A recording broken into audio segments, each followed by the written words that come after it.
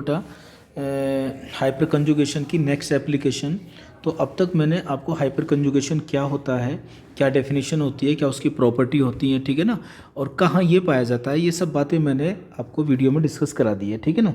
और अब पढ़ रहे हैं हम एप्लीकेशन। तो लास्ट एप्लीकेशन मैंने आपको बताई थी स्टेबिलिटी ऑफ कार्बोकेटेन के बारे में, ठीक है ना। तो आज हम पढ़ेंगे बेटा हाइपर कंजुगेशन की नेक्स्ट एप्लीकेशन, ठीक है ना।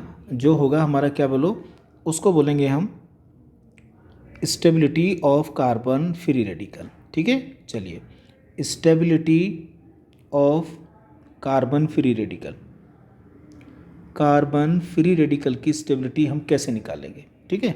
अब ये फ्री रेडिकल क्या होता है आप जानते हैं बेटा, ठीक है ना। इसके पास एक अनपेड इलेक्ट्रॉन पाया जाता है, पैरामैग्नेटिक नेचर होती है, ये भी इलेक्ट्रॉन डेफिशिएंट स्पीसीज होती है। और इसकी वैलेंसी सेल में बेटा आपको कितने इलेक्ट्रॉन मिलते हैं, बोलो 7 इलेक्ट्रॉन मिलते हैं, ठीक है ना। तो इसकी भी स्टेबिलिटी इस बात पे डिपेंड करती है कि कोई इसको इलेक्ट्रॉन डोनेटिंग ग्रुप मिल जाए। तो देखो मैं आपको बता दूं बच्चों कि जो कार्बन फ्री रेडिकल है इसकी स्टेबिलिटी हम किसके द्वारा चेक करते हैं, कौन कौन से इफेक्ट हैं। तो देखो हमने फर्स्ट वीडियो में इंडक्टिव इफेक्ट के द्वारा इसकी स्टेबिलिटी चेक करी है, ठीक है ना। तो इंडक्टिव इफेक्ट में अगर कोई प्लस आई ग्रुप लगा होता है जो कि एक इलेक्ट्रॉन डोनेटिंग ग्रुप होता है, जो एल्काइल ग्रुप होता है, ठीक है ना, तो वो इसकी स्टेबिलिटी को क्या करता है बेटा, इंक्रीज करता है। सेकंड नंबर पर आता है बेटा हाइपर कंजुगेशन, जो कि हम पढ़ रहे हैं ना। तो हाइपर कंजुगेशन की अगर हम बात करें और इंडक्टिव की बात करें, ठीक है ना, दोनों में ही एल्काइल ग्रुप काम आता है बेटा, प्लस एच भी कहते हैं इसको। लेकिन आप जानते हैं कि प्लस एच की पावर जो होती है वो प्लस आई से क्या होगी बेटा, ज़्यादा होगी, ठीक है ना। एक कार्बन फ्री रेडिकल में प्लस आई लग रहा है, एक कार्बन फ्री रेडिकल में आपका प्लस एच लग रहा है, तो कौन सा ज़्यादा स्टेबल होगा बेटा, हाइपर कंजुगेशन वाला ज़्यादा स्टेबल होगा। थर्ड जो होता है बेटा वो होता है रेजोनेंस। क्या होता है बोलो, रेजोनेंस, ठीक है ना। तो अगर कोई भी कार्बन फ्री रेडिकल बेटा, ठीक है ना, किस में आता है, कॉन्जुगेशन में आता है। क्या आता है बोलो, कॉन्जुगेशन में आता है या रेजोनेंस में आता है, तो उसकी स्टेबिलिटी क्या होती है बेटा, बढ़ जाती है। तो इनमें से अगर हम बात करें कि सबसे ज़्यादा स्टेबल कौन सा होगा कार्बन फ्री रेडिकल, रेजोनेंस के द्वारा स्टेबलाइज जो भी कार्बन फ्री रेडिकल होगा वो आपका सबसे ज़्यादा होगा बेटा। देन सेकंड नंबर पर होगा बेटा हाइपर कंजुगेशन आपका, और सबसे लास्ट में होता है इंडक्टिव इफेक्ट, ठीक है। तो अभी हमने इंडक्टिव इफेक्ट पढ़ लिया है, हाइपर कंजुगेशन भी पढ़ लिया है, और उसकी एप्लीकेशन पढ़ेंगे आज कि हाइपर कंजुगेशन किस प्रकार से बेटा कार्बन फ्री रेडिकल की स्टेबिलिटी को बढ़ाता है। तो ध्यान से देखो, मैंने हाइपर कंजुगेशन आपको फ्री रेडिकल के केस में बताया था बेटा कि कब मिलेगा हाइपर कंजुगेशन। ये देखिए, ये आपके पास में डॉट है, ठीक है ना। डॉट का मतलब इसके पास sp2 कार्बन है, ठीक है। और ये जो कार्बन आपको दिखाई दे रहा है sp2 से अगला, ये sp3 कार्बन है। इसी को बोलते हैं बेटा अल्फा कार्बन। क्या बोलते हैं इसको, बोलो अल्फा कार्बन, ठीक है। तो ये जो अल्फा कार्बन है बेटा, इस पे जो हाइड्रोजन आपको दिखाई दे रहे हैं इनको क्या बोलते हैं, बोलो हम इन्हें बोलते हैं अल्फा हाइड्रोजन एटम, ठीक है ना। तो मैंने आपको बताया था कि ये कार्बन हाइड्रोजन के बीच का जो सिग्मा बॉन्ड है ये नीचे को टूटेगा बेटा, और यहाँ पर कैसा आ जाएगा, डबल बॉन्ड का करैक्टर आ जाएगा, यानी कि इसकी स्टेबिलिटी क्या हो जाएगी बेटा, कम हो जाएगी, ठीक है।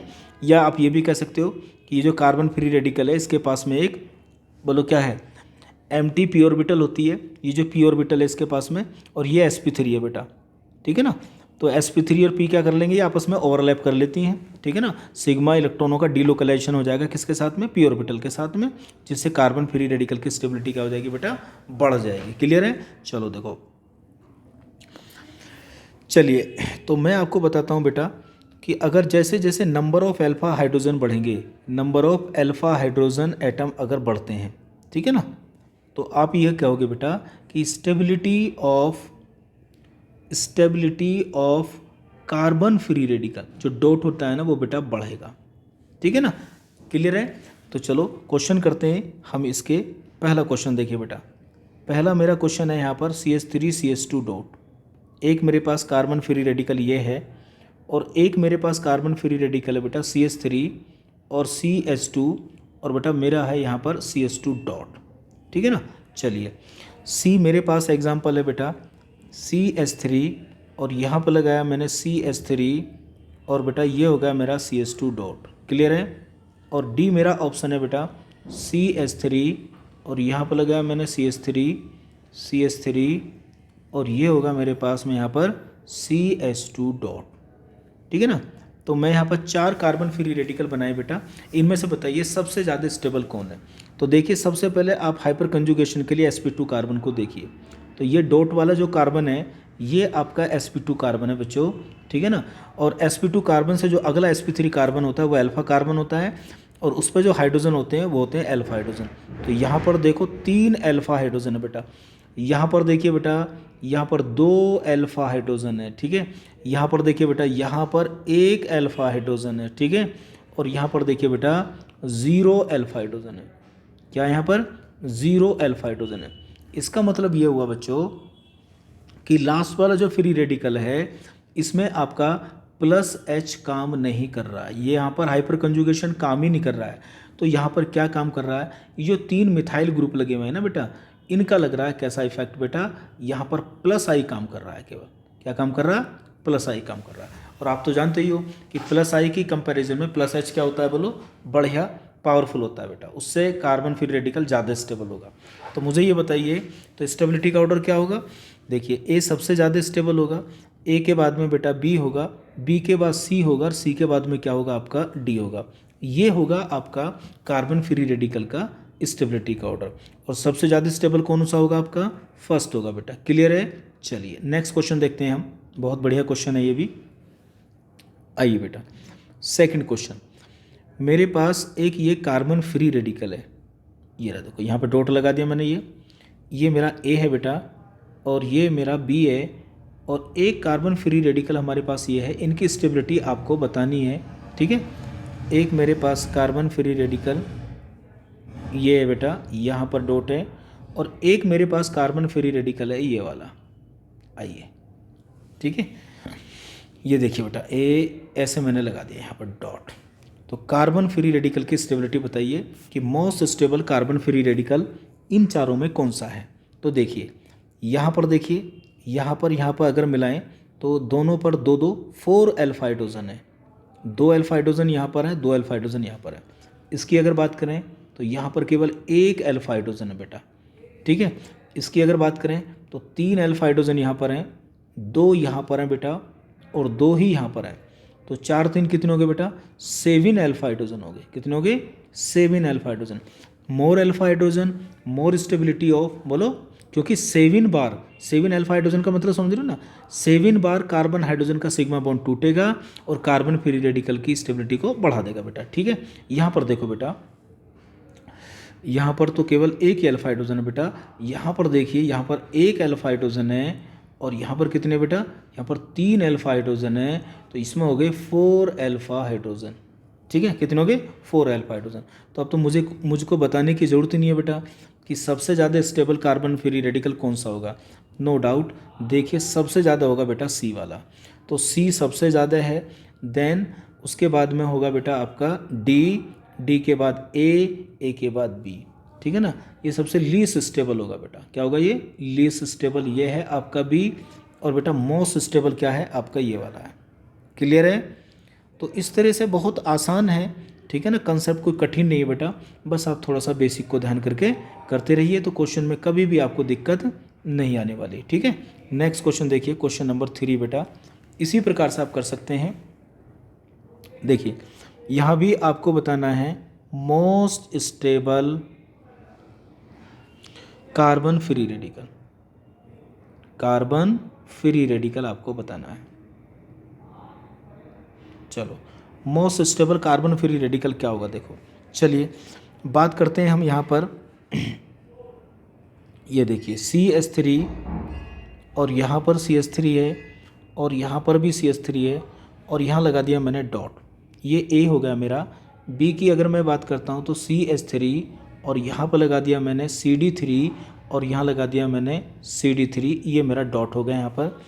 C की अगर मैं बात करूँ तो CD3 और बोलो CD3 और CD3, और ये आ गया डॉट, और बेटा यहाँ पर मेरा आ गया D में सबसे बढ़िया कौन सा, CT3, बढ़िया तो नहीं है, CT3 और CT3, और ये आ गया डॉट बेटा।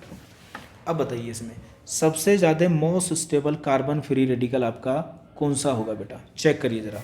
देखिए मैंने आपको बताया था, एक बात बताई थी बेटा कि जो +H की जो पावर होती है बेटा वो हमेशा CH3 की सबसे ज़्यादा होती है, उसके बाद होती है CD3 की, और सबसे कमज़ोर होता है CT3, क्योंकि C और T के बीच का जो सिग्मा बॉन्ड है उसकी बॉन्ड एनर्जी क्या होती है, ज़्यादा होती है। तो ये बात हमेशा ध्यान रखेंगे आप। तो देखिए नो डाउट सबसे ज़्यादा स्टेबल कौन होगा बेटा, ये वाला होगा ए है आपका मोस्ट स्टेबल। क्या है बोलो, मोस्ट स्टेबल है, ठीक है ना। इसमें कितने अल्फा हाइड्रोजन दिखाई दे रहे हैं आपको, 9 अल्फा हाइड्रोजन दिखाई दे रहे हैं। और तुम जानते हो कार्बन हाइड्रोजन के बीच का जो सिग्मा बॉन्ड है उसकी बॉन्ड एनर्जी कम होती है, ये जल्दी टूटेगा। उसके बाद में देखो यहाँ पर एक तो CH3 है, दो क्या बेटा CD3 है, तो बी नंबर पे, सेकंड नंबर पे बी आएगा और CD3 C, यानी कि जो ऑर्डर होगा ना ए के बाद बी के बाद सी के बाद डी, ये होगा बेटा आपका स्टेबिलिटी का ऑर्डर। और सबसे लीस्ट स्टेबल होगा ये वाला आपका। क्लियर है। तो इस तरह से कार्बन फ्री रेडिकल की स्टेबिलिटी को आप चेक कर सकते हो, कोई दिक्कत नहीं है बेटा, ठीक है। आइए अगर हम बात करें, मैं नेक्स्ट क्वेश्चन की बात करूं, लास्ट है, ठीक है। तो इसमें भी आपको बताना है कि मोस्ट स्टेबल कैटायन कौन सा होगा, most stable carbon free radical, carbon free radical. Next video में हम पढ़ेंगे बेटा, बोलो एल्कीन की स्टेबिलिटी और हीट ऑफ हाइड्रोजनेशन के बारे में पढ़ेंगे। चलो पहला ऑप्शन मेरे पास है यहाँ पर, बोलो ए, ये रहा बेटा, यहाँ लगा दिया मैंने CH2 डॉट। तो इस कार्बन फ्री रेडिकल को क्या नाम है इसका, बोलो, इसका बोलते हैं बेटा बेंजाइलिक। क्या बोलते हैं इसको, बेंजाइलिक कार्बन फ्री रेडिकल। क्या बोलते हैं इसको, बोलो बेंजाइलिक कार्बन फ्री रेडिकल इसको बोला जाता है, ठीक है। तो बताइए, मैंने यहाँ पर लगा दिया बेटा एक CH3, एक मैंने यहाँ पे B लगा दिया, और मैंने यहाँ पर पैरा पोजीशन पर क्या लगा दिया, बोलो, यहाँ लगा दिया बेटा मैंने CH2 और CH3। तो इन दोनों में बताइए आपका कौन सा सबसे ज़्यादा स्टेबल होगा। देखो यहाँ sp2 कार्बन है और ये कार्बन कैसा है sp3, जिसको आप अल्फ़ा कार्बन बोल सकते हो, ठीक है ना। और ये जो हाइड्रोजन आपको दिखाई दे रहे हैं ये हैं आपके 3 अल्फ़ा हाइड्रोजन। तो ये जो मिथाइल ग्रुप लगा है इसका कौन सा इफेक्ट होगा, +H होगा, ठीक है। जबकि यहाँ पर कितने बेटा, 2 अल्फ़ा हाइड्रोजन है। तो मोस्ट स्टेबल कौन होगा, A। तो A वाला B से ज़्यादा स्टेबल होगा, नो डाउट। क्लियर है। चलो बेटा देखिए ध्यान से, लास्ट क्वेश्चन देखते हैं हम। ये देखिए लास्ट क्वेश्चन हमारा है ये वाला। आइए मान लीजिए मैंने यहाँ पर ये बेंजाइलिक कार्बन फ्री रेडिकल लिया बेटा, ठीक है ना, और मैं यहाँ पर 3 एग्जाम्पल लेता हूँ और इन तीनों एग्जाम्पल में आपको बताना है कौन सा बेंजाइलिक कार्बन फ्री रेडिकल सबसे ज़्यादा स्टेबल होगा, ठीक है ना, सबसे ज़्यादा वाला। नेक्स्ट वीडियो का इंतज़ार करेंगे आप। स्टेबिलिटी ऑफ एल्कीन के बारे में पढ़ेंगे बेटा, जो कि बहुत ही बेहतरीन और लाजवाब वीडियो होगी हमारी, ठीक है। ये लो बेटा,